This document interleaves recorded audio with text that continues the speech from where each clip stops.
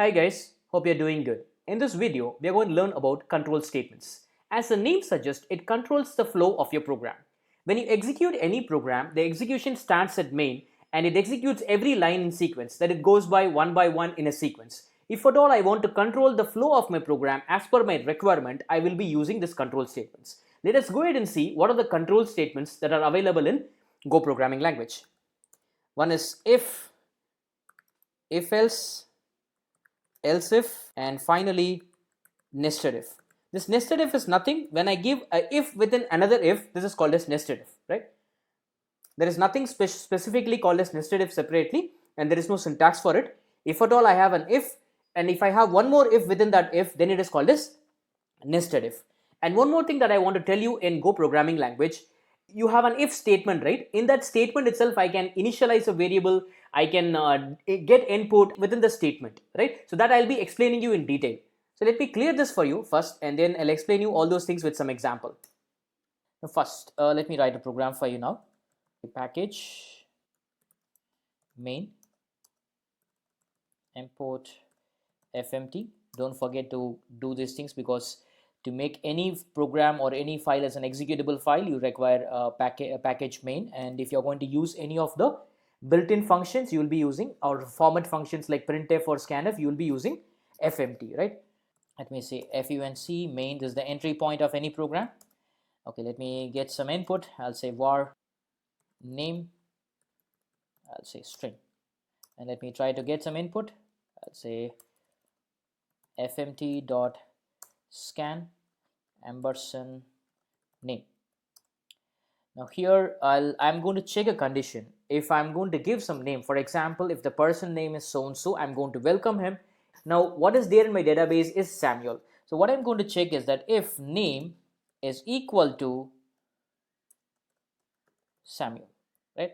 So if this is the condition, right, what is the condition? Whatever name I'm getting, if the name whatever I'm getting is Samuel, then I'm going to welcome him. How I'm going to welcome him? I'll say fmt dot println, and I'll say welcome Samuel, right? So let me save this and run it for you. I'll say go run, and I'll say go underscore example.go, and it's asking me to type some input, right? Let me say Samuel. So it says welcome Samuel. If I run the same code and I give Edison, it says nothing, right? So what I'm doing here is, let me give some other statement here. I'll say println program ended. Let me run it for you again. I'll say Samuel. It says welcome Samuel, program ended. Now let me give one more input. Let it be Edison. It says program ended. Now why it is happening, I'm going to tell you, right? So I'm getting creating a variable called as name of type string, and I'm getting an input here with the help of scan. And whatever input that I get, that will be checked here with the condition, right? What is the condition here? What I'm using here is the relational operator. I believe that you should be knowing the relational operators like less than, greater than, less than equal to, greater than equal to, and equal to, and finally not equal to, right? So now here the relational operator what I'm using here is equal to. It will check name equal to Samuel. Now what is the input that I'm giving for name is, initially if I give Samuel, I'll say Samuel equal to Samuel. Condition is true. When my condition is true, whatever statement next to the if will get executed, or whatever the block next to the if. So this block, whatever statements will be there inside that block will get executed, and it will come out and execute all of the statements in sequence. Whatever you give next, that doesn't matter, everything will be executed in a sequence. For example, if my input is Edison, right, let me give the input as Edison. If the input is Edison, it will come here. If name, what is name? Edison equal to Samuel. Condition false. If my condition is false, the statements next to if, the block next to if will get skipped and will go out of it and then execute all of the statements in sequence. You with me? Okay. Now if my name is Samuel, I have to welcome him. If a person comes inside whom I don't know, I may need to ask him for something else, right? So let me say else, and make sure that your else should come next to this braces of the if block, right? So my else should come next to the braces of the if block, or else it will throw me error, and then I need to open my else here. This is how it works. These are syntaxes, guys. Like, you should be very careful in syntaxes. You cannot give the else in the next line. It will throw you error. Okay, so I'll say fmt dot println you are not welcome. Right, you're not welcomed. Okay, so let me run this code for you. I'll clear the screen. So let me give Samuel. It says, welcome Samuel, program ended. Now let me run it again and then say, Edison, you're not welcomed, and the program ended. You got it, guys? Okay. Now if I want to check for more than one condition, here I'm checking only one condition, right? So if at all I want to check for more than one condition, yes, it is possible with the help of logical operator. You should be knowing the logical operator, that is and, or, and not. If I want to check for both the conditions, I'll be using and. Any one of the condition is satisfied, is okay for me, I'll be going for or if I want to get the reverse of the condition, I'll be going for not. Let me take a different example to make you understand checking for more than one condition. Let me pull this out. It's not required for me now. I'm going to check for a person and this voting age, right? Let me say fmt dot scan, and I'll say age. Let this age be an integer. Right? Okay. So after getting the input, I'm going to check if my age is greater than equal to 18, and I'm going to check for one more condition. If a person age is greater than 18 and less than 100, right? So a person who is above 100, it's not allowed to vote. So I'll use an and condition, right? So I'll say and. In people also from Python background, you will be using and, right? And people from C, you will be using and. So here also you'll be using and only. This double ampersand, that's called as and here. And I'll say age less than equal to 100. So if these both conditions are satisfied, then that person is eligible for voting. I'll say fmt dot println, and I'll say name, comma, I'll say put a comma here, you are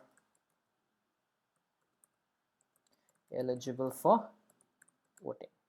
Okay, now I'll say else should follow the braces immediately. Okay, and I'll say fmt dot, guys, here is syntax is very strict, so you need to be very careful about the braces, right? So next to the if, you start the brace and you close it the next line, and there should be a indentation here, and else should start immediately after the if block, and then I need to open the braces and then close in the next line, and the next line should start with the indentation, right? Here I'll say name, I'll put a comma there, and I'll say you are not eligible for voting. Okay, so let me run this code for you. I'll say Samuel and age is 90. You're saying Samuel, you're eligible for voting, right? So let me give the same name Samuel, and I'll say 101, and you said Samuel, you're not eligible for voting.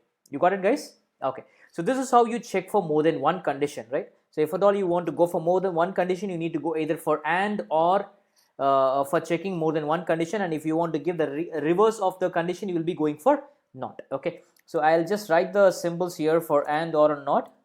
For logical and, you'll use double ampersand. Logical or, you'll use two pipe symbols. For logical not, you will be using an exclamation mark. Okay, so these are the symbols that we use, and you need to be careful with that, right? So logical and, logical or, and logical not. People those are from Python background, it is new for you, because people from Python, you will be using and, or, and not in the text itself, but here you will be using the symbols. Okay, now let me give you one more example for else if, right? So here, that if the condition is true, this is happening. If the condition is false, it is coming to the else block. Got it? So I'll repeat again. If the condition is true, this block will get executed, and if the condition is false, the else block will get executed. Now if at all I want to check one more condition in the else block, I'll go for else if, right? I'll go for else if. So let me give a different example for that. Let us take a common example that every time we do it, right, we get three variables, that is val1, val2 and val3 as integer, and we'll check for greatest of three numbers. A simple input, I'll say fmt dot scan, they'll say ampersand val1, ampersand val2 and ampersand val3. So after getting three inputs, I'm going to check for the condition which number is the greatest number among all these three. So I'll say if val1 is greater than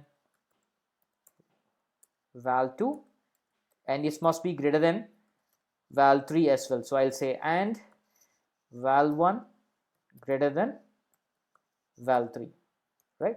So and then let me open the block, and here I'll say fmt dot println, I'll say val1 is the greatest, right? Let me copy this, and here I'll say else followed by if. And one more thing, people from Python background, you will be using elif like this, right? You will use elif in place of else if. And C background people will be using else if. C, C++, all these things people will be using else if. And people from Python, please make a note of it, you will be using elif here, right? And then you will say val1, val2 greater than val3, right? That's enough to check here. And here I'll say val2 is greater, and then I'll go for else, and finally I'll say val3 is greater, right? So let me save this and run this code for you. So you understood, right? If I'm going to check for one condition, if this condition is true, this block will get executed, right? If this condition fails, it will come to the else block and check for one more condition here, right? So everywhere if you want to check condition, you need to use an if. Without you cannot check for condition. If this condition is true, these things will get executed, and if this condition fails, it will go to the else block. Okay, got it. So let me save this and run it for you. I'll say 12, 23 and 13. You say 23 is greatest. Let me do it one more for you. So I'll say 23, 12 and 34. It says 34 is greater, right? So if at all you want to check more than one condition, you'll go for logical operator either and or. And if I want to check a condition in the else block as well, I'll be going for else if. Got it? Okay. Now let me tell you something different, right? You would have not seen these things in any other programming language, like declaring a variable or getting input inside the if. I'll just let me take this out and put it here and put a semicolon to separate these things, right? I can either get an input using a scanf, or I can initialize the values inside the if statement, right? First let me run this for you and explain you what happens here, right? So I'm just giving a statement of getting input and then followed by a semicolon, right? So it means that I'm combining these two statements, right? First I'm getting the input, and then I'm checking for the condition with the help of if. You with me, right? So first I'm getting input here and followed by a semicolon. This semicolon is must. If you don't give the semicolon, it will throw you an error. Okay, so let me run this code for you. So it's asking for input. Let me give 12, 23, 13. Got it?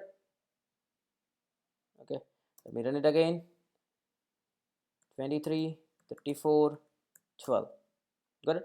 So this is how you do it, right? You can give statements here, or if you want, you can initialize values also. Anything is possible, right? So if I want to initialize any value here, I can just say val1 colon assign. I can do those things as well, right? If you want, I can just give one more example for that, a very simple example. Let me take that. Let me take only one value. Let me take val.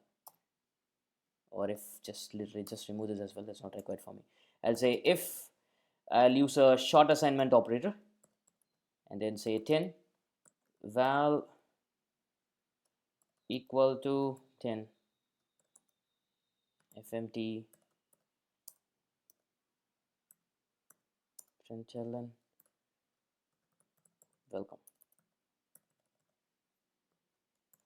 Right, let me run this code for you. It'll say welcome, right? So I can also initialize and create a variable in the if statement itself, right? But provided you give a semicolon there, or else it will throw an error, right? So make sure that you are doing all these things, or else you will be in trouble, right?